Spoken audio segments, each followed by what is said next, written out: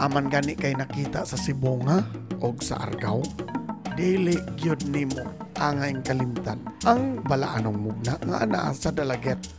Kini ang simbahan sa San Guillermo de Aquitania diri sa Dalaget, mawang Parish Church sa lungsod mismo sa Dalaget. Usa kini ka kandidato isip National Cultural Treasure, ang next batch after sa primerong 26. Buluon pa lamang ang National Cultural Treasure sa Cebu. Apan kini nga simbahan kandidato ni para sa sunod nga batch nga ideklara nga National Cultural Treasure. Nganong kandidato man kini?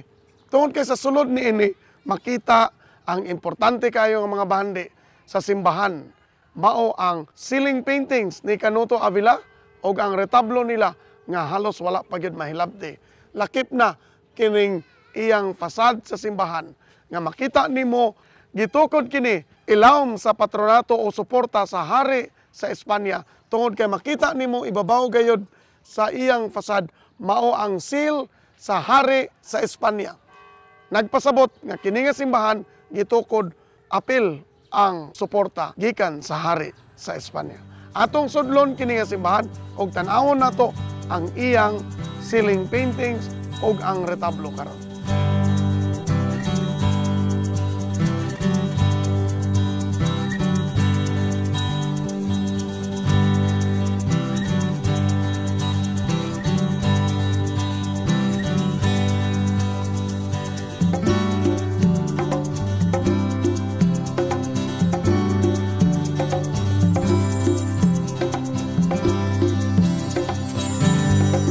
Makita nato nga lahi ang mga gigamit nga colors ni Canuto Avila sa iya mga paintings. Apan manindot gyapon kaayo. Sa ato nang giingon ganiha, medyo magkompetensya ay ni sila ni Raimundo Francia. Ang mga dibuho umugna dinhi sa Dalaget, dili lamang kang Canuto Avila, kundi sa iya usang mga anak. Mao na nga ang marka diha sa dibuho sa tumoy dapit sa choir loft, gibutangan og Canuto Avila iihos 1935. So dunay exact date sa pagpaint ni ani. Kining mga ceiling paintings nga naa dinhi, taman ra siya dapit before sa altar kay adtong 1984 bagyong Nitang murag nalangkat ang atop sa atubangan diri sa altar ug nagtulo og ayo ang ulan sa kisame mao na nga na erase in town ang mga dibuho ni Canuto Avila ug iyang mga anak. Apan ang bilin diri maayo gyapon kaayo makita, although dili na maayo kaayong pagka-preservar kay kusog man gud ang tulo usahay mo na nga dunay movement karon dinhi sa simbahan mismo gipangulo sa ni Monsignor Phil og sa Parish Pastoral Council nga mag-celebrate sila 300th anniversary nga hinay-hinay nga ma-restore kining centuries old nga simbahan sa Dalaget. Ang paintings mo ipinakalisod kayo i-restore mo nang dunay assistance sa National Historical Institute ang plano sa pag-restore o pagpaayo sa mga ubang lugar sa painting sa kisame nganing fade na ang mga paint or nawala na kay maigo sa tulo sa ulan or sa mga ihi sa mga kwaknit nga mo penetrate sa kahoy.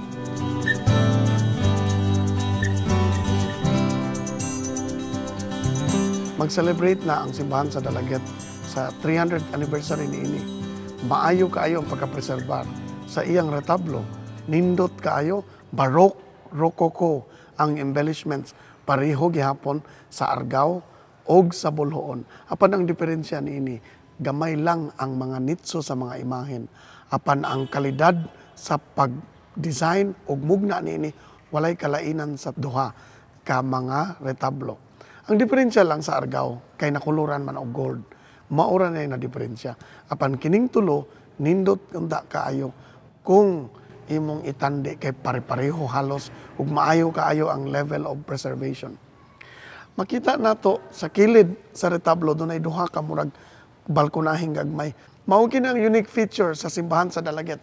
Doon na siya tribuna dapit sa altar nga wa gyud na makit-i sa ubang mga simbahan kundi dinhi lang sa Dalaget. Wala pa man ni ma-explain kaayo kung unsay gamit sa tribuna dinhi ni ining atubangan sa simbahan. Apan sigurado kita nga atong panahon sa mga paring Agustino, doon na ginay function kanang duha ka tribuna. Isip mo ambo makaha ang choir or ang pari before sa sugod sa misa. Ang altar frontal sa Dalaget, silver kana ug naa na haluyo anang mga lingkuranan karon. Maayo gihapon kay nang pagka-preserbar. Whereas ang mga santos ang mga imahen sa Bolhoon gibalhin na sa ilang museum, naa lang gihapon ang mga antigo o karaan nga mga imahen sa Dalaget. Estofado gihapon ang teknik sa pag-design o pag-produce sa colors niining mga imahen. Bugat kayo kini o klaro kayong gama kini sa dagkong mga kahoy gikan pa sa Espanya. Siguro sulod sa 350 years or 350 years ago or maybe 200 years ago kining mga imahen nga ania sa iyang retablo. Mao kining retablo kanang iyang tribuna, ang design niya, ang maayong pagpreserbar sa iyang mga side altars, ceiling paintings ni Canuto Avila. Ang iyang fasad, mao kini ang makapakandidato sa simbahan sa Dalaget, isip sunod nga National Cultural Treasure dinhi sa Subo, sunod sa Bolhoon.